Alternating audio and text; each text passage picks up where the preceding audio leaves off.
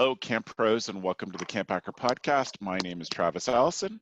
I'm a summer camp marketing and strategy consultant, and I also run the Summer Camp Professionals group on Facebook, and I would like to welcome you to the CampHacker podcast.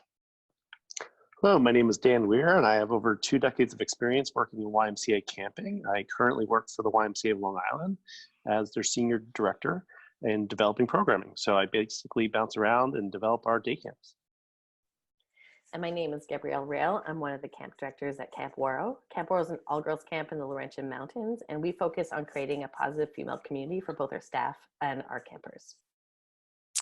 My name's Joe Richards. I'm the executive director at Pierce Williams Summer Camp and Retreat Facility, and I do stuff. And hello, my name is Stacy Simpson, and I am a consultant and trainer for summer camps and Girl Scout councils, as well as small businesses and for entrepreneurs. So I'm excited to be joining in today. And we're grateful to have you back, Stacy. Some of my favorite topics were suggested by you or you and Corey, so it's nice to have you here. Thank you. Thanks. We wanted to talk today about the future. Wanted to talk about being strategic about the future, thinking about the future. And so I brought this group together and asked them to consider what are the things that help them make good decisions about the future. I came across some interesting piece of thoughtful work from Camp Alumni South Gowden, who said there's you can make good decisions and there are good outcomes, and sometimes they have nothing to do with the other. All you have to do is do your best to make good decisions, and then the good outcomes you will only find out later. So I thought it would be nice to spend some time talking about how to make good decisions about what the future of your camp is. I really was thinking about the future of buildings and programs, but I really want to encourage all listeners to be open about the future, to do the work and look at things from a logical perspective, as well as sort of encouraging you to dream big. And this has really come up for us in Ontario camps here right now because there's some big job action. The teachers union in our province covers the whole province. It's not just, we don't have a whole bunch of teachers union, we have one, and there's big job action going on right now. And how that affects camps is about camps who have the ability or the interest in running programs to help with those kids who aren't in school. And also that's having a huge effect on spring programming at camps and camps that depend on schools coming out to their camps in the spring before their summer kids arrive. And that's having a big unbalancing effect right now because of that. And I think that an honest and open evaluation of the future as an outdoor ed center might involve, there might be some big questions asked as we look at the outcome of this. And I think this is, Joe, maybe you can remember, but this is probably the 3rd or 4th time in 10 years there's been big job action that would affect outdoor ed. It's at least 3. Yeah, it's not, a lot of them haven't come to fruition. A lot of them have, a lot of these job actions have threatened to come to fruition. The last time that it really truly was a 0 people coming to camp for school programming in June, at least, would be as far back as 2005. The other ones limited the numbers coming, but it didn't stop everyone from coming in the end. So, but it does often affect when teachers aren't taking on the extra things like planning trips. School trips obviously can't happen in a very short turnaround. So that does affect the planning in lots of different ways. Yeah, the planning is a struggle for us as camps if we want staff on site. But it also, part of your future vision, our future vision is the idea of going to them, because a lot of our outdoor ed centers only work on an overnight schedule. They don't work on the day schedule. And we at Pierce, because we're so close to London, Ontario, we've done many of our things with day only. So for us to go to their school and run the program for the day isn't job action oriented, because the teachers are going to be at work anyway, and they save the busing cost. So we do add a bit of cost on for our travel, but in the end, it's all about adjusting to what's available. Right. Yeah. Dan, I know a big part of your job is considering the future, evaluating current programs, looking at places to make improvements and changes. What's been your philosophy, whether in this job or your Frost Valley job, in thinking about how you evaluate things for future use? Yeah, I have like so many thoughts about this topic, so I'm going to just kind of narrowly answer your question. So you asked about evaluating. I think the key is that you find some metric that you can really prioritize, for lack of better words. Like not every camp is going to have the same goal. Not every program is necessarily driven the same way. You could always argue that you're driven by finances and you need kids in beds or kids in spots in order to do that. But that's not often what attracts the passion of people and what really goes for in terms of camp. And I really believe that the best thing that we could all do as camp professionals is just run the best program possible, and to really figure out what makes it the best. So in terms of evaluating, I really look for what is kind of our main focus of the program. What do we want kids to be walking away with? And also recognizing that kids don't necessarily have all the buying power, and that this isn't just about the child's experience, it's about the family's experience, also about your staff's experience. So I really try to evaluate, to kind of concisely answer your question, evaluate based off of the kid's experience, the family's experience, and then the staff's experience, and have those in 3 different buckets, and then see what overlaps and see what is kind of an outlier for one group versus the other. Really helps me kind of understand the full picture. Stacy, I think a cool part of your job, which is very similar to my job, is the perspective on a whole bunch of different organizations. What's sort of your first ask of a camp or a council or an organization that you're trying to push to get to realistically evaluate some of their future program and physical plant decisions? Yeah, I mean, I think that there's a bunch of different kind of lenses that you can look at this through, and some options or directions are going to really line up with certain criteria, and others are not. So to kind of try to look at it from every angle. So I think one of the main things for a lot of camps and organizations that I'm talking with is what's really feasible. So I think something that we talk about is, have we tried this before, even on like a micro level, and did that work, and then can we scale it to be bigger? So that's talking more in terms of program than site probably, but to think about like what have we done and what has worked, what did maybe we try it once or twice and we liked it, so let's dig into it and try and take it to that next step and see what that does for us. So kind of in terms of, and I mean, I think you think about that in terms of logistics, in terms of budget and financially, is it sustainable in terms of the money side of things too. And then I think for it's particularly with Girl Scouts, which is a lot of the folks that I work with, Girl Scout councils, there is an umbrella of research and programmatic outcomes and information that we can pull from that is available to us in order to kind of provide some of that structure. And then we can decide locally or regionally for our campers, how do we fit into that with the resources that we have? So let's see what resources are available to us already, and then where can we move within that to kind of bring it to the next level. So I'm always kind of looking like what's at our fingertips, and then where do we go from there, basically. That's awesome. So Gab, we're in an interesting situation, and you've made some really smart choices because of it, but you're very physically limited because the size of the property is small, but you have built new buildings, you've taken buildings down, and you have done program changes in the last 10 years. What's some of the frameworks within which you look at those decisions at Waro? I think, well, yeah, so our camp is it's 14 acres. It is a tiny camp. We have neighbors on either side. We can't move anywhere. And I think the first things first is to understand your limitations and, how many kids can you have, and how can you maximize with those numbers. And even when we're looking at staff, even if we have a budget to hire more staff, we don't have the beds or the spaces to hire those staff members. We can't even put up a tent somewhere. So first and foremost is just be happy with what you have, and then see what you can do within that. And then secondly, and I've said this many times before, but don't think of yourself as a summer camp. Think of yourself as what's your core value? What are you trying to offer? And allow your programs and your site to try to reflect that. So we just built a new building. It's not finished yet, but we started it a couple of years ago.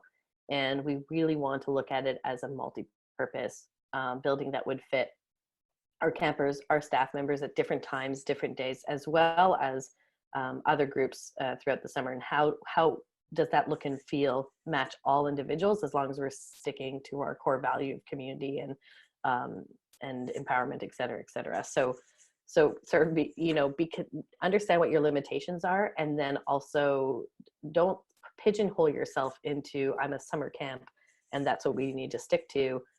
What is your actual greater purpose? What is your broader outreach, so that you are not limiting yourself past your physical site? That sounds like some great evaluation tools too for everything, like being real clarity, as you and Dan both said, real clarity on your vision and your purpose allows you to be as creative as possible. I now, think Joe, if I can just break in for a second, Go. I think that the idea is also not to limit, so never limit your thinking based on what you have. So this is a program trick that I teach staff all the time, is we should never say, this is what we have, so this is what we can do. You should approach a program problem from what do we want to do and how do we make it happen with what we have.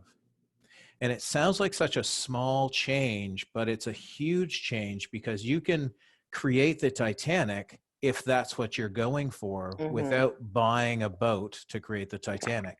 You can create things around by shifting your mindset to we can make whatever we want come true program wise if we use our imagination and creativity. And I find that as people think about the futures of their sites or their programs, sometimes that's the limiting factor for them, is that they think about what they don't have or what another camp has. My personal thing is I have plans on being a great woodworker. But I always think, well, if I just had this tool will make me the great woodworker. And the reality is I don't need that tool. I just need to go cut wood and put stuff together, right? Like that's what I need to start doing. I don't need more fancy tools. I just need to make it happen with what I have. So, yeah. And I think that, Joe, you've said, a couple of times before, with your camp, there isn't a lake. And you had once told me, that you laugh at camp directors that just need to find a camp with a lake. And it's such a limited way of thinking. Camp is not based around a lake. Camp isn't based around, starry nights. And once you get past that hurdle, and I'll admit, I was also, when you had said that to me, I said, I would really have a hard time to run a camp without a lake, but it did get me in the process of thinking, how would I create our quote unquote camp magic in a parking lot? What would that look like? And how could I feel good at the end of the day? Not only good, but inspired and excited. And why would my staff feel excited and inspired, and my campers as well? So trying to break yourself outside of that mindset is very important, I think, for the success of your organization. And I think the future of things is often thought of in terms of where your history comes from. So if you grew up at a camp on a lake and your best memories are based on sitting on a beach, listening to the sound of the waves, then you're going to be you could be stuck in a rut to say, well, I need the lake. When in actuality, an awesome camp, give me 8 kids a ball in an open field and I can create camp. And if we forget the ball, I'm probably good as well, right? Like right. I think that's a quote from an old CCA magazine, but yeah. one of the things that strikes me from the stuff that people have said is that we often set our own limits on development and what could be, and in this discussion, as well as most camp discussions, it grinds to a quick and sudden end as soon as somebody says, "But we've always done it this way," and the first people who can come back and say, "So what?" Are often the ones that break open the discussion and really push. And I do want to talk about some purposeful and real things, but I think it's so important to start with mindset and openness and consideration of what is possible. What have we never, what are we not looking at that we should be looking at? What have we never considered before that could change so many different things, as well as where can we draw inspiration from that is not, as Joe said, our camp's history or even other camps that look just like us. Yeah, I just don't think if you only look at other camps, then you're still stuck, right? Like, this is where I've said time and time again, we need to pay attention to what's going on outside of our own industry as well, to see where we're missing a niche or a program or a new design that could change everything. I'm not sure if people saw it, but I'll try and find it before for the show notes. But in the Tokyo Olympics, they're using cardboard beds. How awesome is that? Yeah, it's pretty dope. That's really cool. I think there's so much inspiration and creativity that we can draw from our parents and our campers too, when it comes to getting outside of our own headspace and outside of what we've always known. I mean, just as a small example, 2 days ago was a holiday in the US. Yesterday, it must have been, we were on our way to school and our 12-year-old said, "You know what we should do at camp?" Because my husband is a camp director. "You know what we should do at camp is we should have like a pirate ship in the middle of the lake." And I was like, yes, we should do that. Like, I would have never thought of that, but that's an epic idea. I'm sure some camps are doing it, but where he came up with that, I have no idea. We weren't talking about anything related. We were listening to podcasts, but there was nothing related to it. It just came out of his mind, right? Because he's got a camper's imagination as a 12-year-old boy. So how, the thought of how can we kind of dissect or get into the minds of campers and parents and their imaginations too, and add that into to make our thought process even bloom further. I think one of the best pieces of advice I could offer to a camp who's seriously considering their future is to spend time before the brainstorm that everybody thinks of, and start with, here are the things that are limiting our discussion. Like, acknowledge the things that are limiting the discussion. We're limited by tradition. We're limited by people who say we don't do that here, or we've always done that here, and just acknowledge some of those things going forward. I'll start to change things a bit, but I want to see if anybody else had any more thoughts on sort of philosophy setting this up, really opening your consideration and to possibilities. I think, Travis, you said earlier this idea that just if the words, we've always done it that way. An old friend that most of us know, or that the Canadians would know, is Jim Penner. Is it Jim Penner from Silver Lake? Who said the dying words of a church are, "We've always done it that way." And so if you're in religious camping like I am, and you see your churches that have supported you go lower and like just fewer and fewer and fewer, it's because they're unwilling to change or adapt. And that's, I think, a great place to put in front of summer camps as well. Yeah, it looked like you had a thought.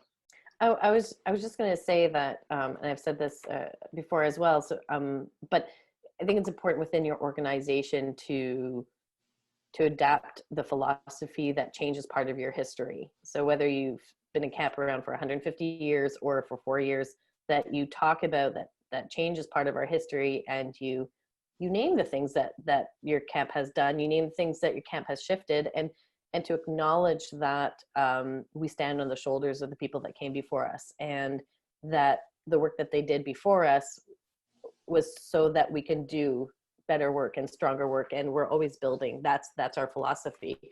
And I think all organizations that, change is part of our history. It doesn't mean that we're changing our value system, doesn't mean we're changing our mission statement, but to keep always getting closer to that mission statement, we need to evolve. Yeah. There's a great book that we covered in one of the other podcasts that we did, but the 5 most important questions by You'll Ever Ask Your Organization by Peter Drucker. I'll just read the 5 questions, but you should be able to answer these questions before you go into the design phase. So, what is our mission? Who is our customer? What does the customer value? What are our results? And what is our plan? I think if you can answer those 5 questions, the ideas that will generate from that will be limitless. It really is that fundamental.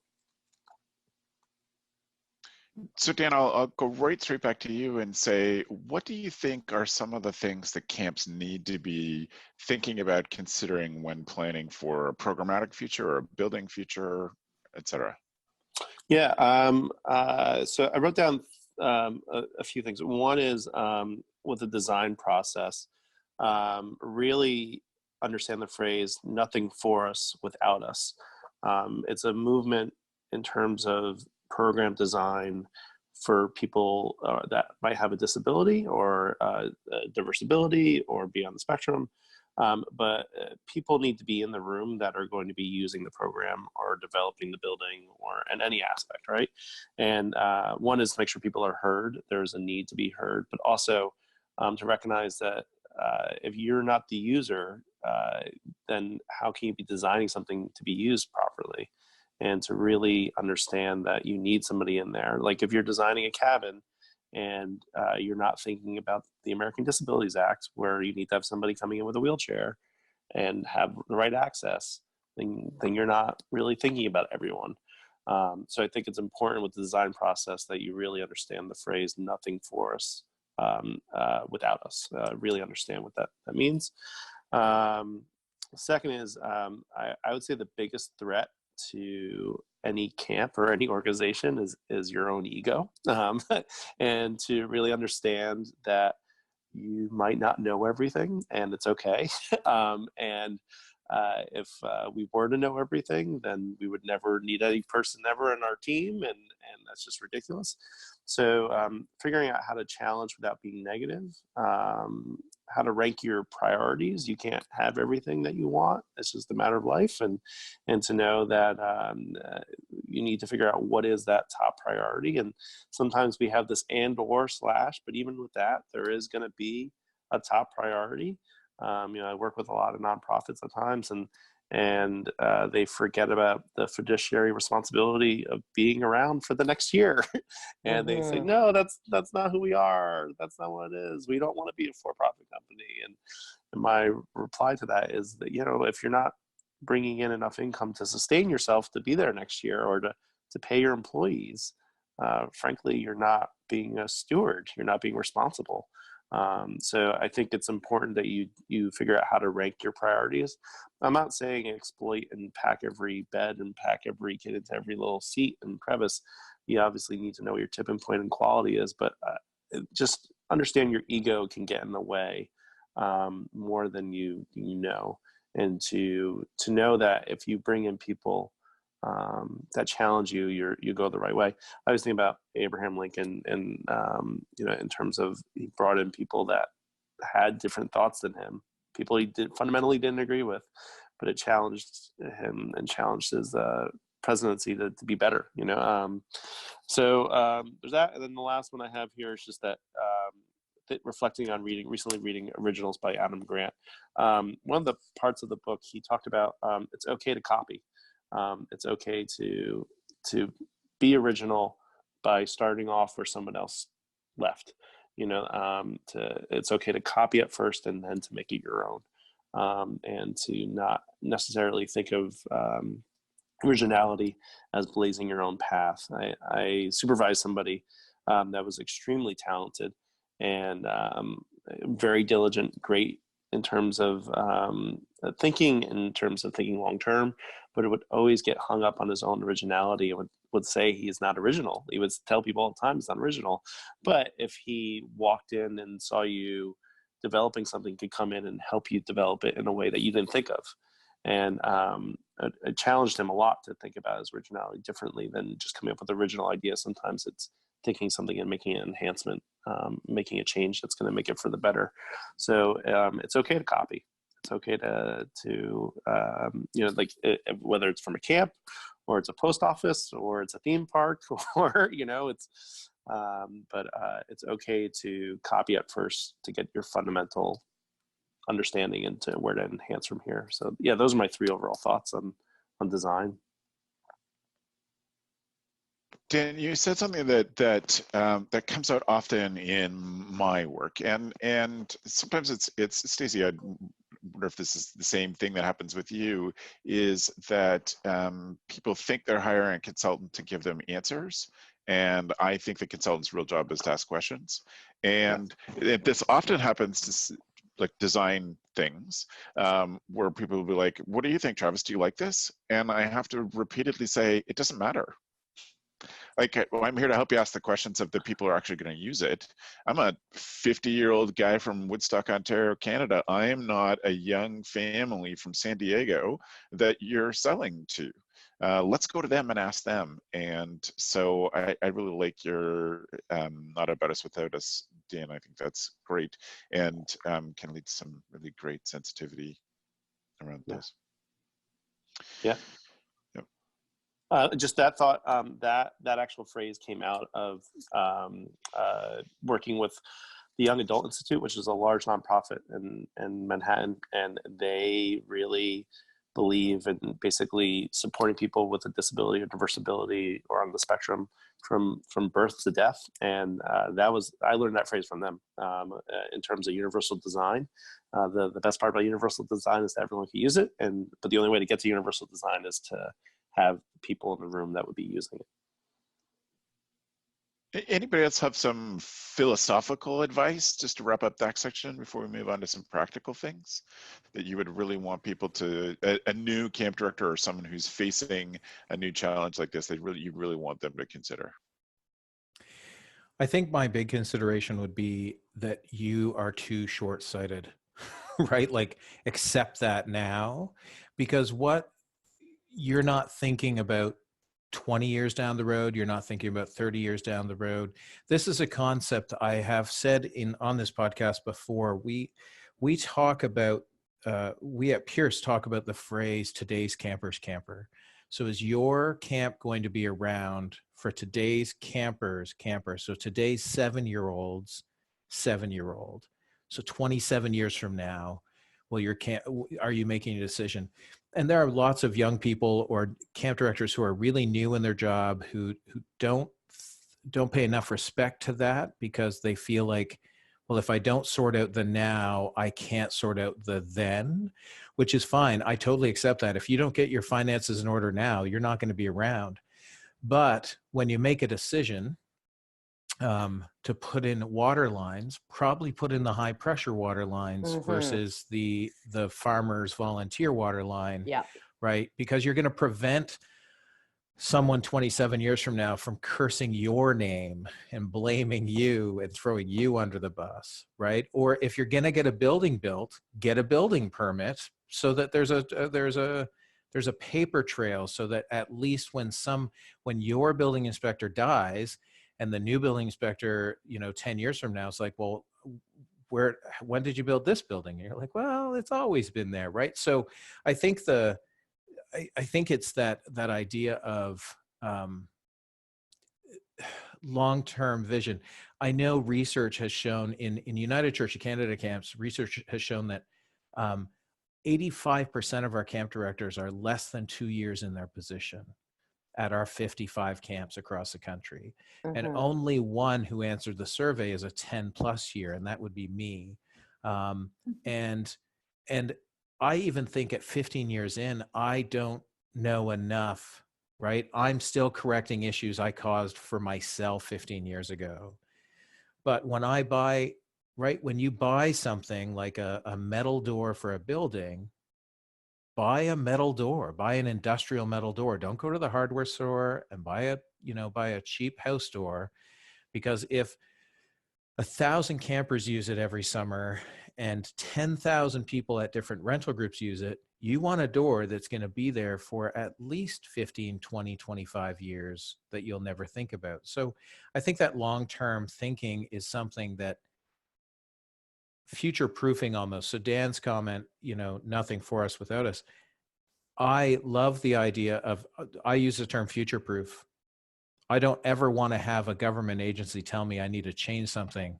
I need to make that door 4 inches wider. I need to put an elevator down because everybody needs to get to the basement I put in, right? Any of those things, right? So my current policy is to put in 42-inch doors when we replace doors, which means we reframe, and people are like, that's crazy. And I was like, yeah, but nobody's going to tell me I need to change it. Right? So that future proofing, if you have the ability to think through it and really plan for someone ahead of you. We are stewards of our properties and our programs at this moment in time, and we need to leave them better than we found them. I think that's all. Thank you. Anybody else? Any things just jump off what Joe was saying that they? All right. Thank you. So I wonder, from your perspective, I mean, we have a lot of years of camp experience on this call, and that means that we've seen a lot of changes. It also means that, and it also means that we may not have the freshest perspective on camp, and that's worth considering too. How do we get new perspectives on things? But I wonder, from your experience, what do you think are some of the issues around program and physical plant that are coming that we need to be aware of? Gab, what sort of things do you think? What we're thinking about right now is how to make our site multi-purpose in every aspect of our site. So how does, how can we transform the dining room? How can we transform our lodge? How can we transform our new building called Le Chalet? How can it be multi-purpose and not just for one thing? How can archery we don't want archery to just be the archery field. And how do we make it multi-purpose almost every inch of our camp? And that's an exercise that I've done with our staff members, our leadership team members, some of our alumni, and it's an activity that we started last summer with some of the group discussions with some of our seniors. Because we're coming up to our 100th, we're trying to integrate camper feedback and help them to start looking at the longevity within our organization. And the new building that we built, that is sort of the talking point of it, because one of the things, our goal with this building is also to make it partially a building that exhibits some of our archives, and not just our archives, but archives that once it's printed and not the exact original, campers can manipulate, play with, and we can also exhibit within it, so that we're tying sort of our legacy within this building. And one of the things that I would say when we started this project, now I work with my parents. My father is a carpenter. He is has very strong opinions on how things should look and how things should be. And as do I. I also have my own opinions, and this became a father-daughter project, which I knew from the beginning, and he did too, that it would be maybe a tough project. But some of the things I learned from him is his respect and his care on our site, that he honored the people before him by making newer buildings look like those older buildings. So if you walk around camp, it is difficult to tell which buildings are old, which buildings are new. Some of the things that he knew, as what Joe was pointing out, is that the buildings that were built in the 20s are far better constructed than the buildings that were built in the 40s. And we're currently taking down most of those buildings in the 40s and rebuilding them to look like the buildings in the 20s. So when we had the project with the new building, I was very excited about this sort of exhibit room, this new teaching kitchen, this new staff lounge, I was very excited about it, and I really wanted to honor it. And I got excited about the design on the outside to make it look different. And that was one of the things that my father taught me, that we do not want this to stick out like a sore thumb. We want this to blend. And he worked very hard to work with the landscape. He wanted it to look like it has always been there. And on a site that's so small, with a floor plan of 60 by 40, which is quite large, he did a fantastic job by keeping certain trees and rocks and creating paths that felt very, very natural. Now, the inside, when you walk in, is different than any of our other buildings. It is white, it is bright, it's an aha as you walk in. And that's my contribution, in the sense of, I wanted it to feel like we were outside. I wanted to have that feeling compared to our other buildings, where it's quite dark and dim and small windows, because in the 20s, that's what they did. They made very small openings for windows, etc. I want something that was wonderful if it was raining and we had to go inside. It felt like we were actually outside. So having that understanding of your purpose of your camp, having an understanding of not just looking at archery as archery and how could you repurpose it and when could you change things, and involving people that are in different parts of your community, such as your alumni and your staff and your campers, to bring them in on the conversation, helps. Of course, as Joe was saying, that we are limited, and it helps us have those ideas. And the ideas for the building, of course, was executed by my father, where I talked with him, but my inspiration came from my campers and from my staff members, and from me, because I really love design. And Pinterest and design magazines. Well, and I think Awesome. I think it's important that your camp or facility, if you're going to have one, should have a look, right? It shouldn't look like, you're just, there's a camp I know, no names, that I would visit, and they had a group of volunteers who would just sort of run roughshod over the staff, and they would be like, great, so-and-so's getting rid of a garage, we're going to move it on site. And so you have all these little huts and buildings that had no real purpose.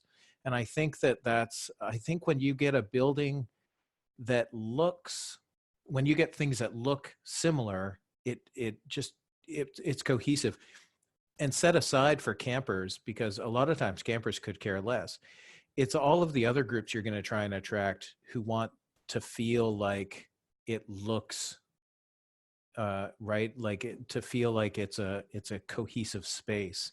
So yeah, the look is important.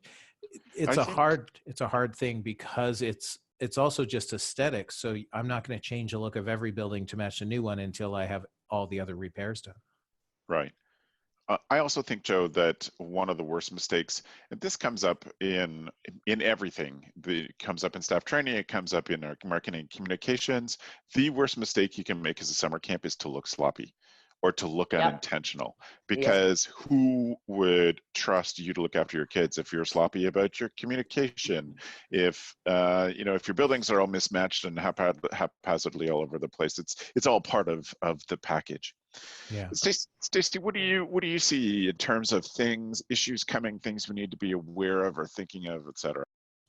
Yeah, so sort of a branch that I would add to this tree that goes in a bit of a different direction is I've been part of some really interesting conversations about the role that technology and access to technology plays at camp. So far as some organizations saying it is high on our priority list to put Wi-Fi in every single building on our camp property in the next 3 years. And just some really interesting conversations happening about the expectations of our customers, who are, our campers, our parents, our school groups, and the administrators of those groups. If you have corporate groups coming out to your camp, that more and more the expectation of either cell phone signal or Wi-Fi or both is becoming less of a comfort item and more of really a requirement for the way things happen and where people feel safe. And if people don't feel safe at your camp, then they're not coming to your camp, or they're not sending their kids to your camp. And we're at that turning point where access to that technology is becoming a minimum requirement for people to feel safe in a lot of places, in a lot of cultures, in a lot of communities. And so that's been some interesting conversations. And, you know, I know there are still camps out there that are very much, we're unplugged, there's no access here, and that's a point that they're proud of. And so I would really encourage camps anywhere across that spectrum of technology to have some tough conversations and challenge your current you know, your current outlook on that, to see is that a direction that we want to or we need to go. And I think that has overlay to not just the concept of people feeling safe, but programmatically too. There's a lot of really interesting things we can do programmatically when we have that technology connection. So another kind of layer to look at and think about. And I think that's such a great wording. I love, Stacy, that you talk about it being about safety, the feeling, the perception of safety, because yes, technology is a hard issue. Cell phones, we all know, is something that is causing problems for our kids and our staff. But I think, you know, I was going to say, even for recruiting staff members, access to technology or access to the internet is going to be a big part of recruiting for college age staff. But I love your thinking. It's about feeling safe. It's going to be part of what makes them feel safe in that. I also think that, and this is kind of one of the bigger issues that I see coming, is that if we are having trouble recruiting college age staff, then we have to find staff in other places. And maybe that having access to the internet allows you to bring in older adults who might be coming for shorter periods of time, might be coming with their families, etc. I'd love the camps that have worked hard to make sure that they're intergenerational and that there are grandparents there and old retired alumni there and families, all that stuff. It's just, I think it's so thoughtful. And if we're having trouble with this college age stuff, then we have to be ready to offer a different experience, and some of those things will be required. Dan, what are some issues for you that you think we should be thinking of considering going forward? Yeah, you know, just going back to the technology thing that Stacy brought up. It's funny. So I wrote my master's thesis on plugging. Like, I'm a huge proponent of putting phones away. Like, you know, like, I think it's vital important to take tech holidays. Yeah, I agree with everything Stacy said. And I think it's important to really note that the needs are often beyond our thoughts. And I'll give a tangible example. So Frost Valley, the camp I previously worked at, no cell service, Wi-Fi, notoriously sparse, and they like it that way. And yet we had a school that didn't want to come up because there was a family that tracked their child's diabetes using Wi-Fi. And this was actually a crossroads for us, because we prioritize on health, we prioritize on youth development, we prioritize on taking care of people and meeting where they're at. And we actually were able to get Wi-Fi to her cabin. And she was able to come on a trip, and normally doesn't go to places because of this lack of safety and technology. So, you know, like, you could turn the Wi-Fi off, you could have channels to still keep your camp intact. But I think it is important to note that there is technologies well beyond our current thoughts that are coming down the pipe that require people to have access to Wi-Fi, whether it's health monitoring or being accessible at all times. It is definitely perceived safety, but also a health issue for a lot of people. So it just to kind of see that from a different angle, and see that from somebody that really does pride on taking that technology break and what camp's for. No, I think the biggest thing is just to bring an outside facilitator when you start really digging into this. You have to understand that you're part of your camp, and that even though you might have some amazing ideas inside you, people see you as a professional, or see you as part of the camp, and don't want to offend you. So to have an outside facilitator, somebody that can challenge even you in a room, you know, at the end of the day, they know who's cutting the check, so you don't have to worry about it. But at the same point in time, it shows that you're really intentional in the design process. You know, I really think that you should have experts on each little part consulting in some ways. You know, for instance, the first time I ever worked on a building, I never thought about which direction the sun was coming up in. And yet that matters completely with window placement, because if you have your building facing the wrong direction and all of a sudden those windows hit with tons of sunlight and it warms your building up 20 degrees, that could bring your quite a bit of savings to you. It could also change how the building's being used. So I think it's important to really bring in the experts and not cut the corners when it comes to designing buildings. Just one other thought is I visited Camp Coniston. It's a Y camp in New Hampshire. John Tilley runs it. John's been there for over 20 years at this point. Truly, in terms of looking at design and buildings, that is where he's really shined. And he recommends this book, How Buildings Learn What Happens After They're Built. And I have yet to read it, but it's got amazing reviews on Amazon, but just talks about how buildings will change to the people that are there. And it's not necessarily an architecture book in terms of design and little nuances, but it's more changing about how you think about buildings. But yeah, that's just kind of a loose end I wanted to bring up. I think right to add on to Dan's, the book that I thought of originally, right when you said that, was a pattern language, which I'm sure I've used as a tool of the week in the past. But a pattern language, which I found on Cool Tools many years ago, literally talks about from conception how you use space, and not just building space like your house, but also like how you design, a courtyard, how you design somewhere where people will meet. I think the idea is that when you're planning a new building capital wise, you need to think about all of those possible uses, as Gab was saying, right? And the reality is, this is an architectural trend. When you go and you see new buildings being built, very few of them are very purpose built.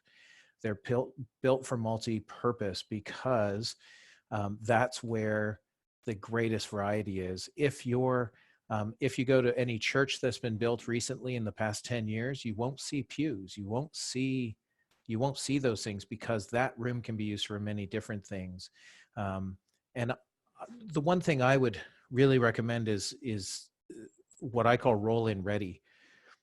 Be it the Americans with Disability Acts, be it the Ontario Disability, right? Like, just make your building so future-proof that no one's ever going to come back at you on it. And that's one of the challenges. Is space is certainly an issue. If you only have 14 acres, then you probably want to if you're going to build a building, you want it to be big and new, and your only chance at some point is to build up, right? A basement and 2 floors. Having recently gone through a fire code issue, I will stick with single-story buildings for the rest of my career here at Pierce Williams, because A, we have 180 acres, and B, fire code is very different for a single-story building than it is for a 2-story or a 3-story building. I think the other thing that we don't often take into account with improving camp is the additional costs that many of those things bring. When you build a building permit in Ontario, when you pull a building permit for your building in Ontario, the Municipal Property Assessment Corporation automatically gets that, and thus your property tax will go up if they reassess you. So if you're building $1 million building and you got $1 million donation and you're on budget, all of those things, you're still losing money, because you're not going to be able to afford the additional $3,000 to $4,000 per year in property tax, utilities, upkeep for the lifetime of that building. And I think that the greater the flexibility on a building, that's good for your facility. But I also think that you need to have someone just to walk you through the fact that there's all these other costs that you just can't imagine at this moment in time. And I think that's where, or other things that you wouldn't have experienced. So like the idea of, on Facebook right now, there is a conversation about whether to put in a basement or not in a new building. And I would say that if you're on a small site and that's your only way to gain space, then that's your option. Maybe the answer is yes. right? If you're in bedrock in the Muskoka area of Ontario, putting a basement in is going to actually cost you a lot more than than not, because you have to dig into it. I would argue that every basement, and I was in a lot of basements this summer. I toured 10 camps on the East Coast in Canada, and every basement I was in had a dehumidifier going, and every basement smelt like it was wet. And they're like, well, they just didn't build it right. And I'm like, well, at what point do we say that every builder doesn't build a basement right when you see a dehumidifier in every space, right? And I just, my case for it would be that if you're looking at it from a disability standpoint, can they get into the basement? And in the future, is somebody going to make you, as an employer, make sure that every space is accessible? Are you putting a giant ramp, right? Like, and is your second story necessary? Because you're going to either have to have an elevator. This is where a lot of churches are going under, because the way the act reads with public buildings, which a church would fall under, is they need elevators so that people can get into each area. And churches built in the 1800s were not, they didn't think about it, right? Like, you immediately walk in the door and there's stairs up and stairs down. It's just, so I think this idea of having someone with a bit more of the pragmatic, is that the right use of that word? A pragmatic approach to your ideas, because it's great to build a brand new building, but if it doesn't get used properly, then, or it just doesn't meet your needs anymore, then it's just a giant waste of time and money. I want to bring this right around and start to wrap us up here. And so I would challenge each of you, and I'll start us off here. What are some issues that you see coming that others may not, or may be sort of on the periphery of discussion? And I have three to start us off. I think one issue that's coming that we are ignoring at our peril, and it will become non-optional very soon, is the issue of staff pay. That a lot of camps have got away with underpaying their staff, and that is going to affect your pricing. It's going to affect everything. But I know in Canada it's going to be an issue in the next several years that camps will have to pay their staff better. I know that there are camps who have current legal requirements to pay their staff better that are not, and I think that that's going to come back to haunt them at some point.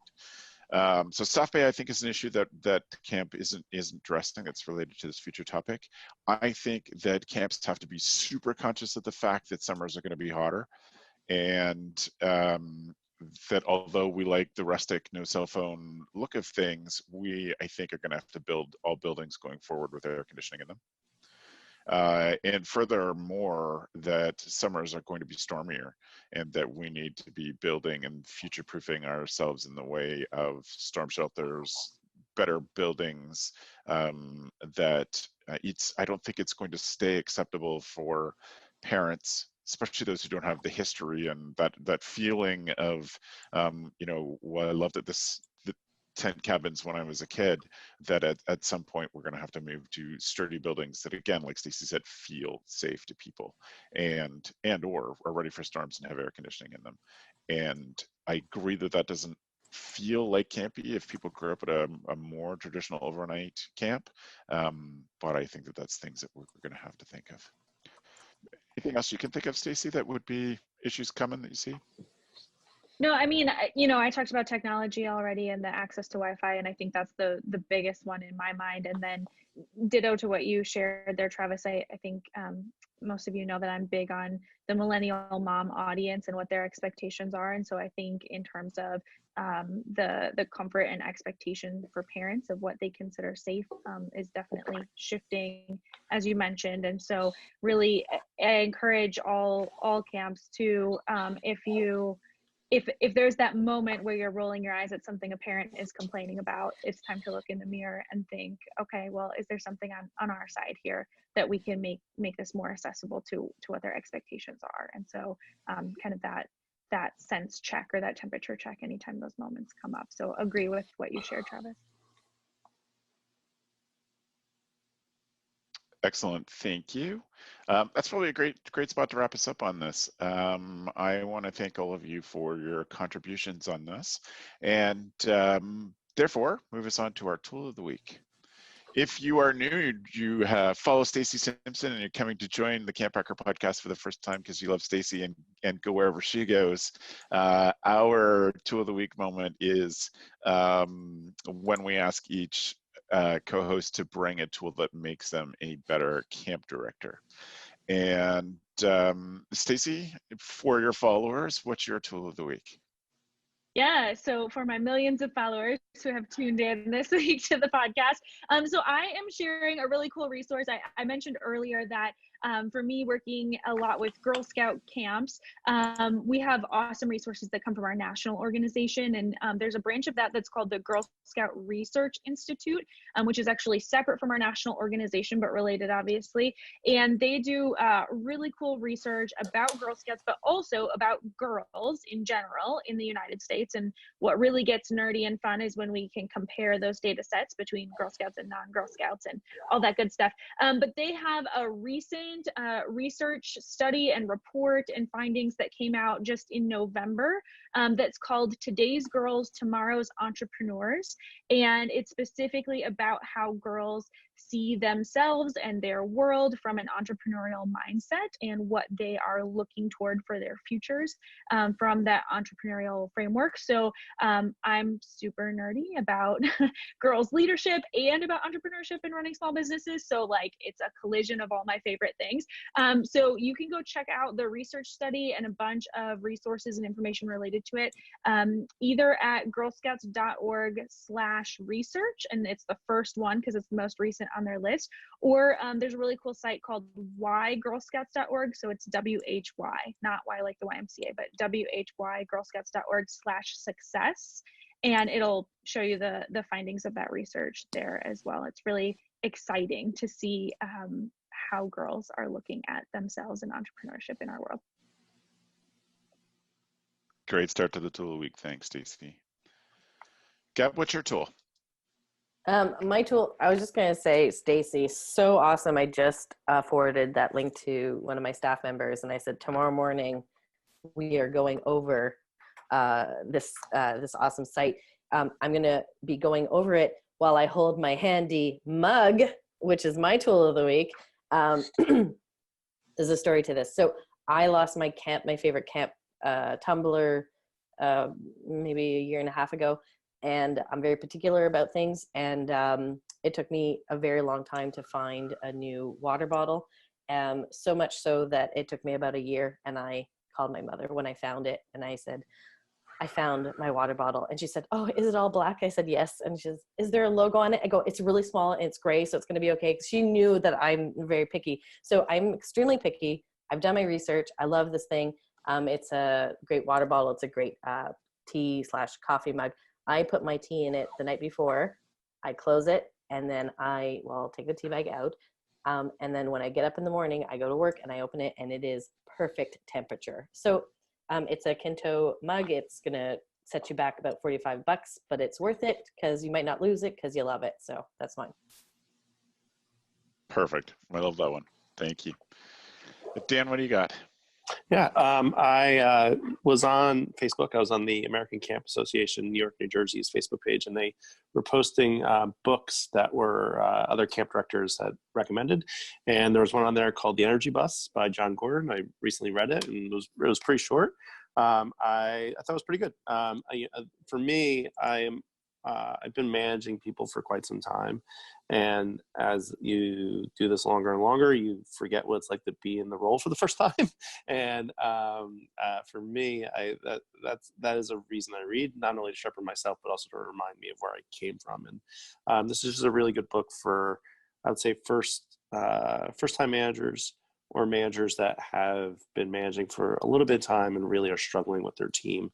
But the focus of the book, it's written like a parable in some ways, more like a narrative, but basically just kind of breaks 10 rules for attracting positivity and energy in your work and in also your life, and just easy to read and enjoyable, and made me think a lot about how we're training our staff and how we're onboarding our managers. But yeah, quick read as well too. So The Energy Bus by John Gordon. And in the show notes, we'll put, there's a cliff notes to the 10 rules of your life, for the ride of your life. And if you don't have the time to read it, you can just read that and get a good understanding of it. It's perfect. My tool of the week is something that has come up in some other work I'm doing this month, and it is about encouraging conversations in meetings. And we talked about brainstorming and some of that, and some of the work I'm doing with Seth Godin's Alt MBA coaching this month has really reiterated a great Michael Brandwein lesson that I want to make sure that everybody knows and uses. And that is that when we ask a question to a group, they are, most of the times, they're going to have the same people answer or the same people jump up to answer, and that we need to work hard to make sure that everybody gets a chance to answer. And sometimes that involves some very specific techniques, many of which you know, but I just wanted to make sure that you were reminded of or introduced to the idea of WIBIT, which is a Michael Brandwein style acronym for write it before you talk. And if you make people take the time to do that, then you have some more thoughtful answers, for one, or you also get some other people to answer questions that might not if you just open up to the floor over and over again. And it has been a great technique, so much so that we had permanent kind of poster-sized cards that you could hold up as a camp leader when you're doing staff training, and you just hold it up and everybody would yell at WIBIT and then go to work on the question that you ask. So that's mine. How about you, Joe? My tool of the week is a podcast. I don't know how many episodes there are, but it's called Dolly Parton's America. This is a weird tool, but it goes to the fact that I encourage people to think outside of camp. And the one sentence, so Dolly Parton America comes to us from the creators of Radio Lab, which is another great podcast if you don't listen to it. And the one sentence that really defines it is, in this intensely divided moment of the United States, one of the few things everyone still seems to agree on is Dolly Parton. But why? And it dives into that. And it's a fascinating look into a world that I simply didn't know existed. I was in Pigeon Forge, Tennessee, which is home to Dollywood, in November on our way to Asheville for the Great Gathering Conference. And this podcast it's fascinating, and all the things that makes my mind stretch a little bit to fully understand someone who, as also says in the description, was the butt of many boob jokes, but also has now turned into an iconic feminine icon who doesn't agree with feminism. It's a great podcast when you listen to it. So that is my recommendation. And I'm going to sneak in a second one. A Chrome extension called U Blacklist. You ever search for anything and the same site, so you're searching for an image and Pinterest keeps popping up on you? U Blacklist, you can block it. You can block any list from coming up in search, and it's brilliant. So U Blacklist. Thank you. I didn't go last on the tool of the week this time because I also have a second one. This one just came up for me because of our topic. And when I was planning my tool of the week, this didn't come up. But as we were talking, I was like, oh my gosh, this is so relevant to the topic. I have been watching on the new Disney Plus channel the Imagineers story from Disney. It's a 5-part documentary series on the Imagineers. And it's intense. It's so great for breaking your brain open on planning for the future and building with intention and going to the next level. I think we all can't be so well versed in the customer service of Disney and the thoughtfulness of Disney, but this one really just shows you, and just the art involved in everything that the Imagineers do is so wonderful. And for those of you who don't know, the Imagineers and the Disney company aren't necessarily those who make the movies. They're the ones that make the physical things, the parks and the experiences that we all know from Disney. And such a great window into that. So heartily recommend the Imagineer story. 5-part, so 5-hour documentary on their stuff. Also interesting to realize that Disney had a lot more ups and downs than probably most people know these days or remember these days. So that was really cool. Excellent. So thank you all. So if you are interested in any of the things we've mentioned, we've thrown in some extra tools, we've thrown in some extra references. You can thank Matt Hansberger, our editor and producer, for putting the show notes together from our show. And also, you can find all those things at camphacker.tv/podcast. And so these show notes and every other thing. Unfortunately, Dan had to go. So the other thing you can find in our show notes is how to get a hold of Dan Weir if you have any follow-up questions from his stuff. But Stacy, if people have questions and want to follow up with you, how do they get a hold of you? Yeah, thanks. You can find me on Facebook or LinkedIn. My name is Stacy Simpson, S-T-A-C-I-E. I also have a website at stacysimpsonconsulting.com. And I run a podcast called All Things Girl Scouts. So if you're interested in Girl Scout stuff, you can find me there too. Thanks for being on, Stacy. We really appreciate it. It's great to have you back. Yeah, of course. Thank you for having me. Joe? If people want to follow me, they can do that through two websites, one being the Pierce Williams website, which is campisbetter.com. Life is good, camp is better. And if you want to find a giant archive of blogs from as far away as 16 to 17 years ago and free downloads of the Camp Counselor Manifesto poster, you can go to yoyojoe.com, yoyojoe.com. Thank you. And everybody should check out Joe's Camp Counselor Manifesto. It's fun to see it in lots of different places and say to myself, I know him. Thanks. Gab? You can follow me on Instagram, Gabrielle Rail with 2 L's, or you can check out where I work at ouareau.com, ouareau.com. Excellent. Thank you so much.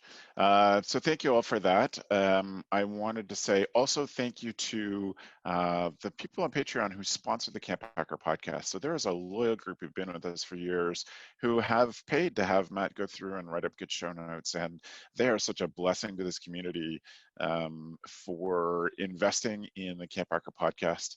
And a couple of recent and new patrons that we're really excited about. So thank you to those people who make the CampHacker show possible. We're grateful.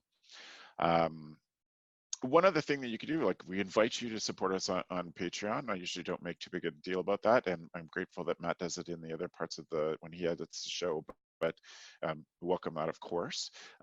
Also, just one simple little thing, if you go to ratethispodcast.com/camp, you can leave us a rating that will spread out across many different podcast apps and things. We have often invited you to leave a review on iTunes. This will spread it out over Stitcher, etc. So ratethispodcast.com/camp. You can find us there. And as I say, show notes at camphacker.tv/podcast. Thanks for the evening, friends.